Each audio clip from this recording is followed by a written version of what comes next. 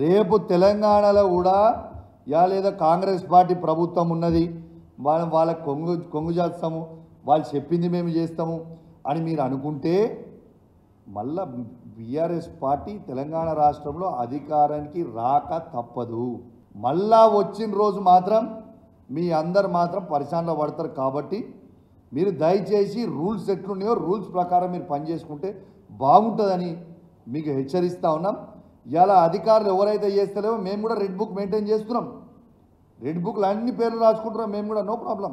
Time వచ్చినప్పుడు మళ్ళీ మీకు కూడా తీవ్రమైన పరిణామాలు ఎదుర్కోవాల్సిన పరిస్థితి వస్తుంది. కాబట్టి మీరు దయచేసి, మీ మీద మాకు గౌరవం ఉంది, మిమ్మల్ని మేము బెదిరిస్తలేం, కానీ మీకు జస్ట్ గుర్తు చేస్తున్నాం మీ బాధ్యతని.